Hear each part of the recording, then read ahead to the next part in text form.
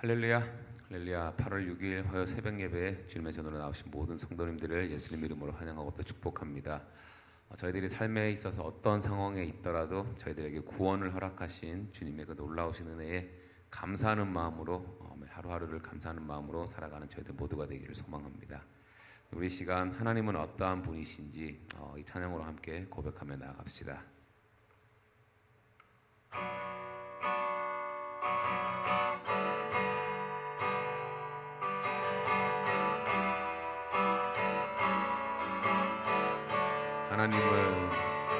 하나님은 너를 지키시는 자, 너의 우편에 그늘 되시니 낮에 해와 밤에 달도 너를 해치 못하리. 하나님은 너를 지키시는 자, 너의 환난을 면케하시니 그가 너를 도우시리라. 너의 출입을 지키시리라. 눈을 들어 산을 너의 도움 어디서 오나. 천지 지으신 너를 만드신 여호와께로다.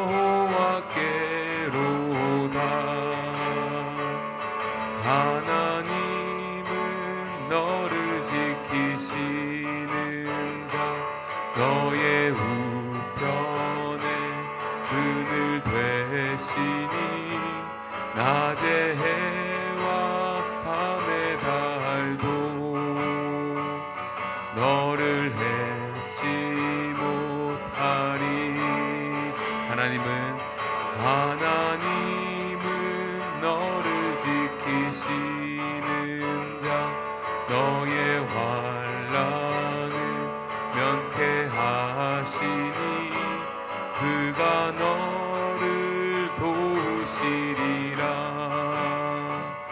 너의 출입을 지키시리라. 우리의 눈을 들어 산을 보아라. 너의 도움 어디서 오나.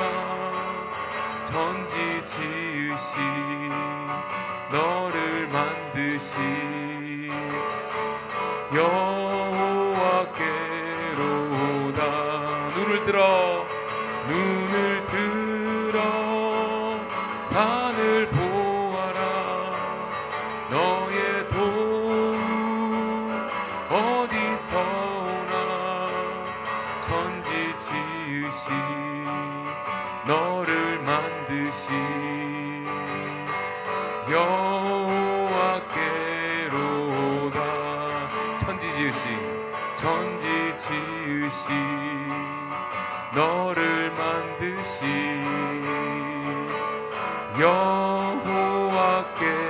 여호와께로다.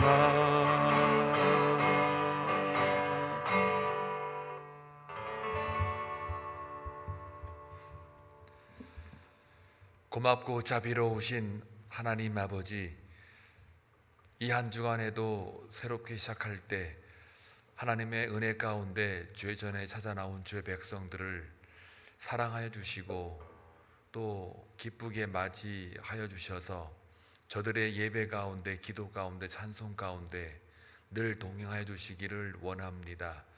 하루 살아갈 때에 주의 말씀이 우리의 발에 등이 되게 하셔서 빛 가운데 인도함 받기를 원하옵고, 또한 우리의 삶 자체가 거룩한 산 제사로 드리는 예배가 될 수 있도록 주님의 손길로 인도하여 주옵소서. 오늘은 특별히 이 지역에 수고하는 경찰들, 소방관들을 초청하여 밥 한 끼 식사 대접을 통해서 위로하고 감사의 마음을 전하고자 합니다. 함께 살아가는 이 사회 속에, 커뮤니티와의 연결 속에 우리가 하나님의 사랑과 은혜를 나눌 수 있도록 주께서 오늘 하루를 지켜주시고 인도하시며, 그것을 위해 수고하는 사랑하는 교우들의 귀한 섬김과 수고 위에 기름 부어주시기를 원합니다. 그 또한 하나님이 받으시는 제사가 될 수 있도록, 예배가 될 수 있도록 역사하여 주옵소서. 안전사고 없도록 주께서 인도하시고, 이곳에 방문하는 모든 귀한 분들 그리스도 향기를 맡을 수 있도록 은혜 베풀어 주시기를 원합니다. 오늘도 주의 말씀을 통하여 살아가길 원하는 교우들에게 주님의 바른 교훈으로 우리를 인도하여 주시고 깨닫는 은혜가 있어 오늘 하루도 승리할 수 있는 귀한 삶이 되기를 원합니다. 또한 침상에 누워있는 김광무 집사님과 김인근 집사님 올려드리오니, 그 누워있는 속에서도 주의 말씀을 경청하고 더 기도에 힘쓰는 주님의 자녀가 되기를 원하옵고, 또한 진수 형제 한국에 있을 동안 부친의 모든 건강 이유로 인해서 오히려 시험 들거나 좌절하지 않게 하시고 그 믿음을 더하셔서 그 믿음 때문에 그 가족들이 구원에 이를 수 있는 놀라운 축복이 임하게 하여 주옵소서. 다시 한번 감사와 존귀와 찬송 올려드리옵고 예수님의 이름으로 기도하옵나이다. 아멘. 열왕기하 19장 29절에서 37절입니다. 함께 교독할 때 하나님의 음성을 들을 수 있기를 바랍니다. 또 내게 보일 징조가 이러하니 너희가 금년에는 스스로 자라난 것을 먹고 내년에는 그것에서 난 것을 먹되 제3년에는 심고 거두며 포도원을 심고 그 열매를 먹으리라. 유다 족속 중에서 피하고 남은 자는 다시 아래로 뿌리를 내리고 위로 열매를 맺을지라. 남은 자는 예루살렘에서부터 나올 것이요 피하는 자는 시온 산에서부터 나오리니 여호와의 열심히 이 일을 이루리라 하셨나이다 하니라. 그러므로 여호와께서 아수르 왕을 가리켜 이르시기를 그가 이 성에 이르지 못하며 이리로 화살을 쏘지 못하며 방패를 성을 향하여 세우지 못하며 치려고 토성을 쌓지도 못하고 오던 길로 돌아가고 이 성에 이르지 못하리라 하셨으니 이는 여호와의 말씀이시라. 내가 나의 종 다윗을 다윗을 위하여 이 성을 보호하여 구원하려 하셨나이다 하였더라. 이 밤에 여호와의 사자가 나와서 아수르 진영에서 군사 18만 5천 명을 친지라. 아침에 일찍이 일어나 보니 다 송장이 되었더라. 아수르 왕 사네립이 떠나 돌아가서 니느웨에 거주하더니 그가 그의 신 니스록의 신전에서 경배할 때에 아드람멜렉과 사레셀이 그를 칼로 쳐 죽이고 아라라 땅으로 그들이 도망하며 그 아들 에살핫돈이 대신하여 왕이 되니라. 오늘 이 본문을 이해하기 위해서 조금 뒤로 거슬러 올라가야 될 것 같습니다. 히스기야 왕이 우상을 제거하고 또 역대 왕들이 하지 못했던 산당을 제거하였죠. 굉장한 일입니다. 그리고 모세의 그 놋뱀 있지 않습니까? 그거를 유다 백성들이 그 서물화한 거죠. 그 놋뱀 자체가 거기에 무슨 영험한 것이 있는 줄 알고 서물화, 서물이라는 말이 뭔지 아시죠? 어떤 물체를 갖다가 이렇게 상징적인 의미로만 끝나는 게 아니고 그 자체에 영험한 능력이 있는 줄 알고 그 물 자체에 섬기는 예배하는 것까지 이걸 서물화라고 그래요. 저 십자가 같은 경우도 마찬가지예요. 성경책도 마찬가지고 그 의미와 상징이 중요한데요. 십자가 자체를 갖다가 막 무슨 거기에 영험한 능력이 있는 것처럼 마치 그 미신의 부적같이 그렇게 물 자체에 대하여 이 어떤 영적인 힘을 거기다 부여하면 그것이 또 우상이 되는 거예요. 우리가 조심해야 될 거거든요. 가끔 드라마에 보면은 십자가 이렇게 딱 들고 무슨 뭐 귀신 들린 사람 있으면 이렇게 딱 대면 막 그냥 으악 하고 뭐 거기에 무슨 엄청난 그 나무떼기에 거기에 무슨 힘이 있는 줄 알고 그게 기독교가 아니거든요.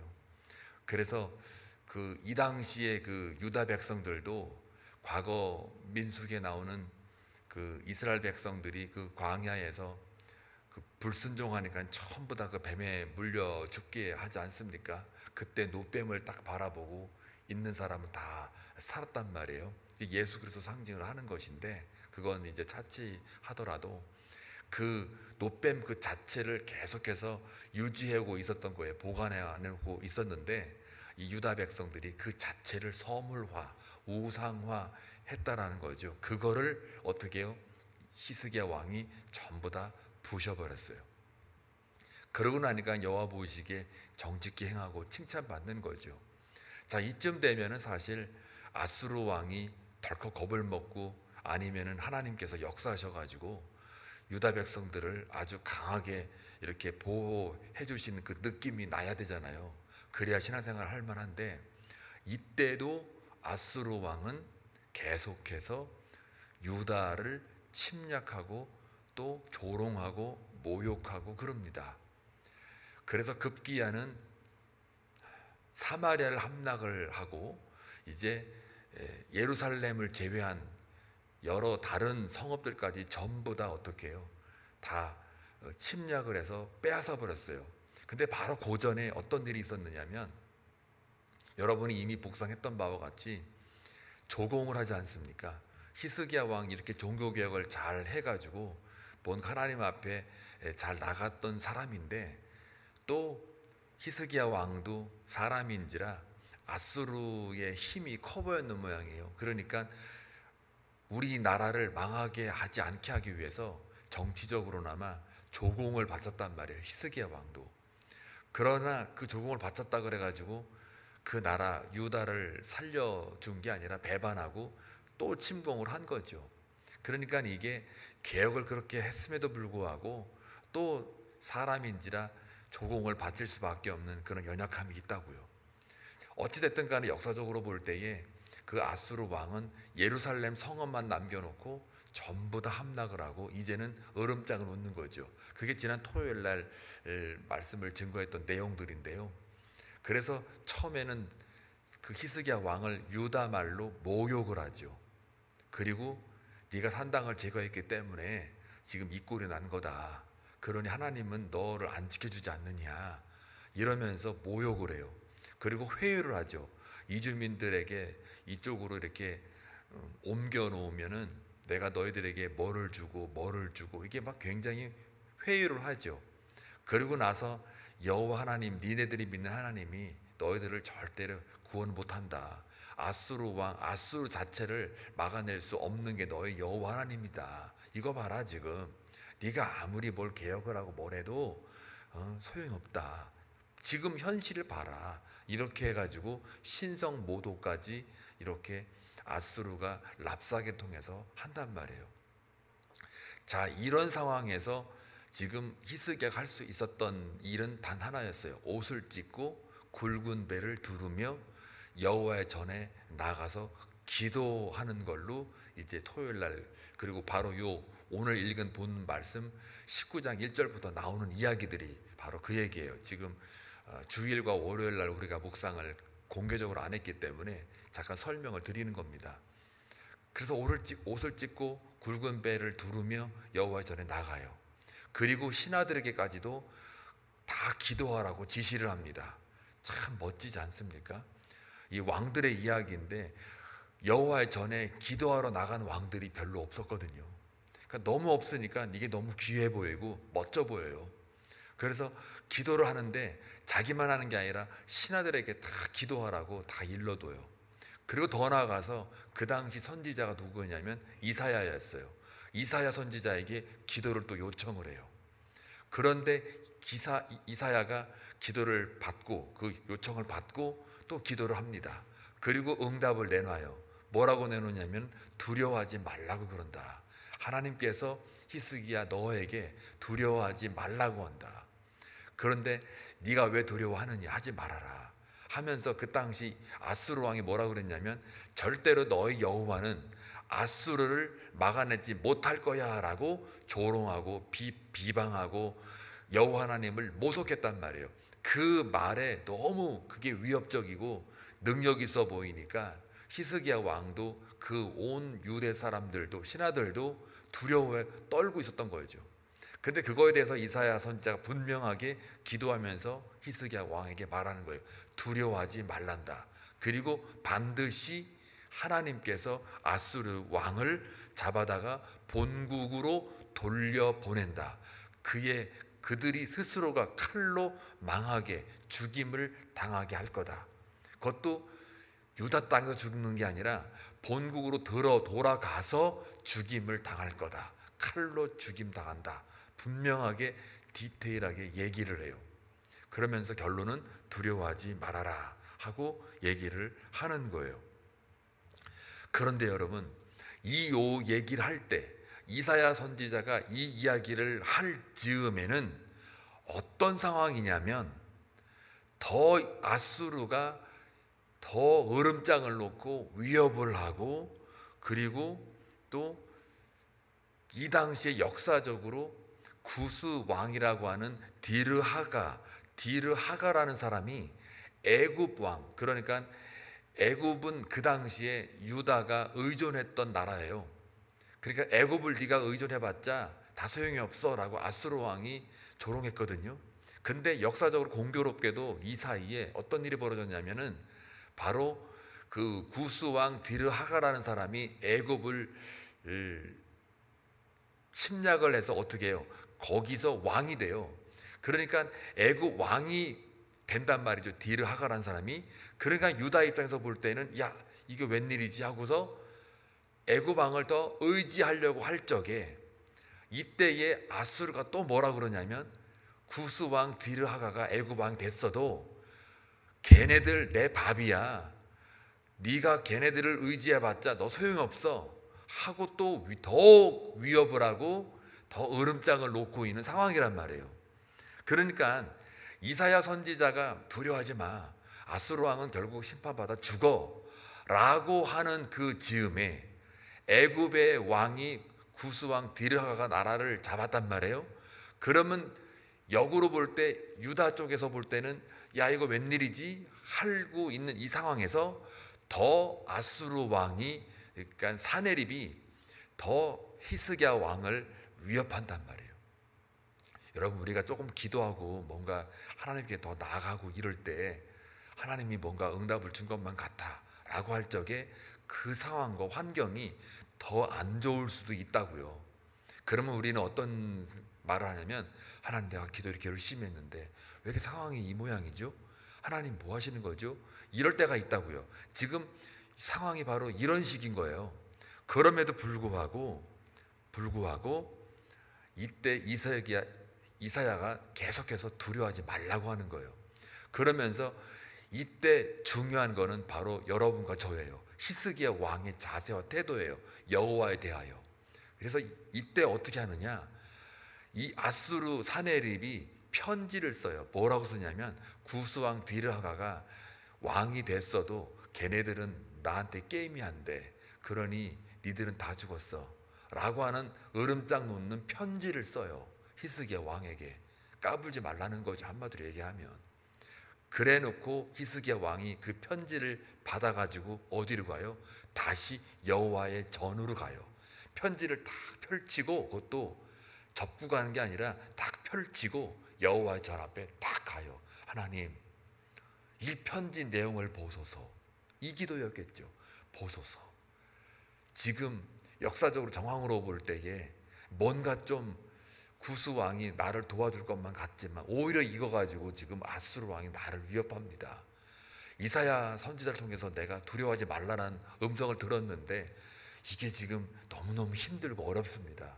그저 내가 할 일은 옷 찢고 굵은 배우 두루 메어서 여호와 앞에 또 이 편지 펼치고 나옵니다. 자, 이 모습이어야 돼. 우리가 기도할 때 일이 잘 안 풀리고 내가 원하는 응답이 되어지지 않는다 할지라도, 더 외부적으로 상황이 안 좋아져도 또 우리는 그 아수르가 보내는 그 편지, 세상의 위협, 세상의 어떤 가치, 이런 것들을 다 펼쳐놓고 하나님, 세상은 이렇게 나를 위협합니다. 여호와의 전에 앞에 나와가지고 하나님 앞에 기도하는 게 이게 우리의 할 일이고 태도인 거예요. 히스기야가 이렇게 하고 있는 거예요. 지금 아수르 왕이 편지를 쫙 펼치고 여호와의 전에 딱 나와서 주님 앞에 호소하고 기도로 나아가는 이 모습이에요.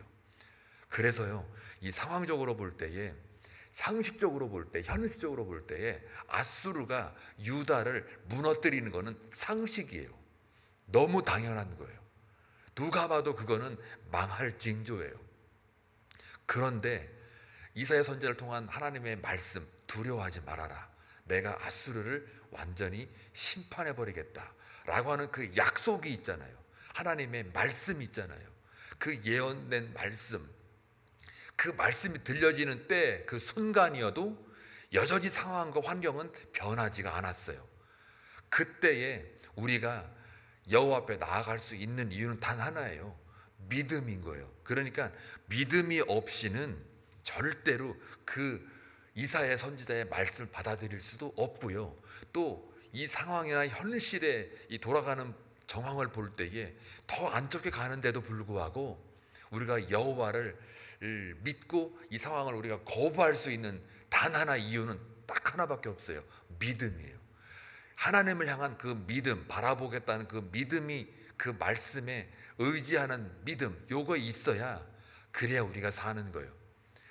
우리는요, 믿음을 언제 잃어버리느냐? 분명 하나님 나한테 말씀을 하셨고 성경을 통하여 일러 주었음에도 불구하고 정황적으로, 현실적으로, 상황적으로 뭔가 돌아가지 않을 때는요, 믿기가 굉장히 어려운 거예요. 말씀과 현실이 부딪힐 때는 이렇게 믿기가 어려워요. 그래도 우리는 뭘 붙잡아야 된다고요? 하나님의 약속의 말씀이에요. 하나님의 언약 백성이기 때문에 그래요. 언약 백성이라는 게 바로 하나님과 나와의 언약이잖아요. 그 약속을 하나님은 단 한 번도 실수하거나 지켜주시지 않았던 적이 한 번도 없어요. 그분은 신실하신 하나님이시기 때문이에요. 그래서 역시나 이 말씀대로 움직여요. 오늘 읽진 않았지만 20절에 보게 되면요, 21절, 19장 20절에 보게 되면 여호와께서, 21절부터 읽을게요. 20절 후반, 20절 후반에 보게 되면 이스라엘 하나님 여호와의 말씀이 내가 아수르 왕 사네립 때문에 내게 기도하는 것을 내가 들었노라. 그 현실의 문제, 상황, 역사적인 이 상황의 문제로 인해서 네가 나에게 기도하는 것을 내가 어떻게 해요? 하나님 말씀하시기를 들었노라. 그러면 사실은 말씀이 그 다음 들었노라 하고 난 다음에 하나님이 가만히 계시는 게 아니라 21절에 여호와께서 아수르 왕에게 대하여 이같이 말씀하시기를 처녀딸 시온이, 처녀딸 시온이라는 말은 예루살렘을 가리켜요. 예루살렘이 너를 멸시하며 너를 비웃으며 딸 예루살렘이 너를 향하여 머리를 흔들었느니라. 상황적으로 볼 때는 아수르가 예루살렘을 흔들고 있는 거잖아요. 아수르가 예루살렘을 비웃고 있는 거고 조롱하는 상황이에요. 그런데 오늘 여기 21절에 보니까 오늘 본문 바로 직전에 하나님이 그 기도를 들으시고 히스기야에게 말씀하시는 그 내용이 무엇이냐? 처녀딸 시온이, 예루살렘이 오히려 너를 조롱하고 비방하고 비웃을 거며 멸시할 거며 또 내 딸 같은 예루살렘이 너를 향하여 머리를 어떻게 해요? 흔들어요. 머리를 흔든다는 얘기는 뭐예요? 아수르가 망한다는 얘기예요. 머리를 잡았다는 얘기는 승리했다는 얘기잖아요. 그래서 막 흔드는 거예요. 그러면서 22절에 네가 누구를 꾸짖으며 비방하였느냐? 아수르 네가 뭔데 누구를 꾸짖고 비방했느냐? 누구를 향하여 소리를 높였으며 눈을 높이 떴느냐? 이스라엘의 거룩한 자에게 그리하였도다. 하나님에게, 여호와 하나님에게 니네가 지금 비방하였도다. 즉 다시 말하면 예루살렘을 위협하고 조롱하고 비방하고 유다 백성을 비방한 것은 곧 누구한테 한 거예요? 나 여호와에게 한 것이다 라고 하나님께서 말씀하시는 거예요. 세상이 저와 여러분, 예수 안에 언약 백성으로 살아가는 우리들을 흔들거나 비방하거나 조롱하거나 멸시하면 그것은 예수 그리스도, 우리 하나님을 비방하고 조롱하고 꾸짖었다는 이야기인 거예요. 그래서 너희가 나를, 이 거룩한 자를 대적하느냐? 라고 묻는 거예요. 다시 말하면 아수르나 나중에 바벨론이나 다 이방 나라들은 이스라엘이나 유다가 범죄했을 때, 하나님 말씀 앞에 불순종했을 때 하나의 매로, 채찍으로, 진노의 막대기로 그 백성들을 교훈하기 위하여, 다시 돌아오기 위하여 도구로 삼은 그 나라들인데, 니들이 지금 이 주인보다 앞서가며 도구인 주제에 주인을 갖다가 멸시하고 비방하고 조롱을 하냐? 그거는 너희가 나를 대적한 거야 하고 말씀하시는 게 바로 28절, 네가 내게 향한 분노와 내 교만한 말이 내 귀에 들렸도다. 그러므로 내가 갈고리를 내 코에 꿰고 재갈을 내 입에 물려 너를 오던 길로 끌어 돌이키리라 하셨나이다. 그래서 그 대가로 네가 나를 대적했어? 그래, 너는 도구밖에 안 되는 주제에 지금 누가 누구를 네가 비방하고 멸시하느냐? 내 백성을 그리하였느냐? 그래, 결국 너는 이와 같을 거다라고 해서 뭐라고 그래요? 내가 갈고리를 네 코에 꿰고 네 입에다가 재갈을 물려서 네가 지금 유다 백성들 예루살렘에 오던 그 길을 그대로 고렇게 해서 돌려보낼 거다. 진짜 이 말 들으니까요 너무 든든한 거예요. 우리 하나님 아버지가 뒤에서 다 버티고 계시는, 나를 와칭하고 있는 그 모습이 느껴져요. 그래서 세상에 나를 비방하고 멸시하고 조롱을 해도, 위협해도, 기도했는데 잘 뭐가 상황이 안 바뀌어도 하나님이 이렇게 말씀하시는 게 그 하나님 말씀으로 내게 딱 가슴판에 잘 박힌 모처럼 쫙 박히니까요, 느낌이 이게 그냥 든든한 거예요. 안 그렇습니까? 저만 그렇습니까? 여러분도 그래야죠. 든든합니다. 오히려 왔던 그 대적이 그대로 돌아가는 게 아니라 갈고리에 코를 깬다 그래요. 여러분 물고기 낚시하시는 분들 잘 아시잖아요. 딱 꿰고 있으면, 이 바늘 침으로 이렇게 꿰고 있으면 이게 그냥 끌려오잖아요. 몸뚱아리는 큰데 요거 하나에 딱 물렸다고 이거 하나가 뭐라고. 차라리 우리가 의식이 있으면 요거를 떼어가지고, 이거 뛰는 아픔보다 사는 생명이 낫잖아요. 근데 그게 그렇게 안 된단 말이죠. 요거 하나 딱 꿰고 있으면 끌려가는 거예요. 이 사내립도 아수르도 이와 같이. 그리고 아무 말도 못하게, 뭐 비명도 못 지르게 여기다가 재갈을 탁 물려가지고 입을 꽉 다물게 해서 아무 말도 못하고 탁 꼭 깨가지고 가게 만든다는 거예요. 멋지지 않습니까? 세상을 그렇게 만들었다는 얘기예요. 자, 그래서 오늘 이렇게 29절이 바로 시작되는 이유가, 악인을, 아수르를 완전히 이와 같이 심판을 하고 그 다음에 또 징조를 보여주겠대요. 그 징조가 무엇이냐? 바로 우리의 생업 문제. 그래서 전쟁이 나니까 아무도 먹을 수가 없잖아요. 그러니까 일단 금년에는 스스로 자라는 걸 먹게 하겠대요. 이게 농사도 안 졌는데 이게 지금 스스로 난 것으로 먹겠대요. 그리고 내년에는 그것으로부터 난 것으로 먹이겠대요. 그리고 제 3년째는, 이제 2년째 지났으니까 3년째는 니들이 심고 거두고 농사일을 해서 경작해서 포도를 심고 나면 그 열매를 먹게 하겠다는 거예요. 그러니까 먹는 거 있는 거 책임져 주겠다는 거예요. 심지도 않아도 올해는 그냥 스스로 난 것으로 먹게 하겠대요. 여러분 일하지 않아도 이쯤 되면 그냥 먹여주겠대요. 스스로 난 것으로. 그리고 내년에도 그것으로 난 것으로 먹게 하고 3년째 되는 해에 심어가지고 먹게 하겠대요. 이야, 진짜 하나님 멋지지 않습니까? 이것도. 그러면서 또 뭐라고 그래요? 쭉 내려올게요. 그냥 시간이 없으니까. 그리고 32절에 보니까 저들이 이 성에 이르지도 못하게 할 것이며 화살을 쏴도 방패로 성을 향하여 세우지도 못하게. 그러니까 화살을 쏴도 못 맞출 거고요. 아예 화살을 쏠 수가 없다. 그리고 방패도 세우지 못할 거고 토성도 쌓지도 못한다.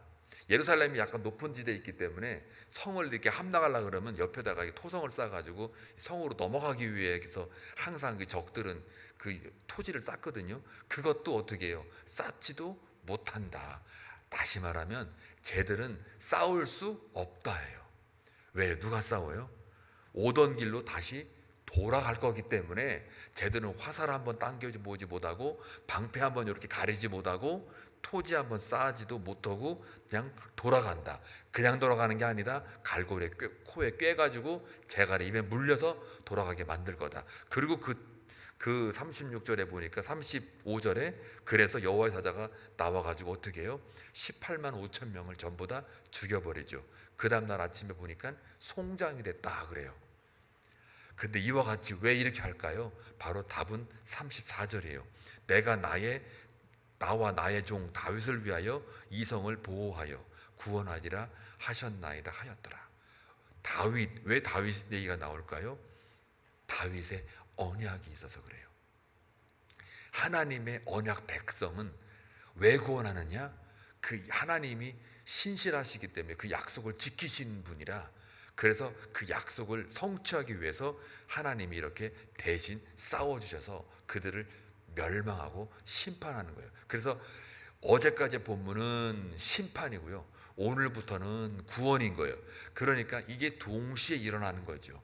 따라서 오늘 본문과 그 전에 있는 본문을 다 통합을 해보면은 결국은요, 약속받은 백성임을 여러분 기억하라는 거예요. 여기서 언약이라는 것은 신약시대에 와갖고 무엇을 상징합니까?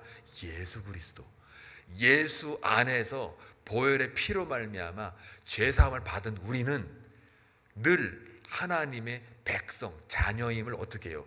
기억하라. 그 자녀들은 어떻게 해요? 심판과 구원이 동시에 있는데 얼마든지 우리는 구원에 이르고 구원받는 백성이 된다. 또 하나는 반드시 하나님의 축복과 격려가 우리에게 나타난다. 내려진다 이거예요. 은혜가 우리한테 다가온다 이거예요. 그래서 심판할 때도 멋지게 말씀하시고 축복할 때도 29절에 멋지게 잘 이렇게 이야기하시잖아요. 축복과 격려가 우리한테 있다. 그리고 세 번째, 악인은 반드시 망한다. 그리고 의인은 반드시 구원을 받는다. 약속을 지키는 그 하나님, 신실하신 하나님, 오늘도 여러분 그 하나님 붙들고 살아가는 주의 종들 다 되시기를 주님의 이름으로 축원합니다. 기도합니다. 좋으신 아버지 하나님 감사합니다. 아수르 왕이 히스기야를 위협하고 조롱하고 비방하고 심지어 여호와 하나님을 모독하는 그러한 상황 속에 그가 한 일은 여호와의 전에 나가 기도한 것뿐입니다. 사랑하는 우리 교우들도 삶에 어떠한 문제가 있고 어떠한 과제가 있다 할지라도 여호와의 전에 나와 세상이 주는 그 위협을 펼쳐 보이고 내 불리한 상황을 펼쳐 보이고 내 아픈 과거를 펼쳐 보이고 내 모든 스트레스를 펼쳐 보이고 하나님 앞에 나와 기도하기를 원합니다. 그래서 하나님이 어떻게 나에게 말씀하시는지를 듣기를 원하옵고 또 듣는 귀가 복되어 그 말씀이 들려질 때에 상황이나 환경은 아직까지 변함이 없어도 그 약속의 말씀을 믿고 믿음을 가지고 이겨내기를 원합니다. 세상에서는 환난을 당하나 담대하라. 내가 세상을 이기었노라고 예수께서 말씀하신 바와 같이 예수만 의지하며 나아가는 주의 종들 다 되게 하여 주시옵소서. 예수님의 이름으로 기도하옵나이다. 아멘.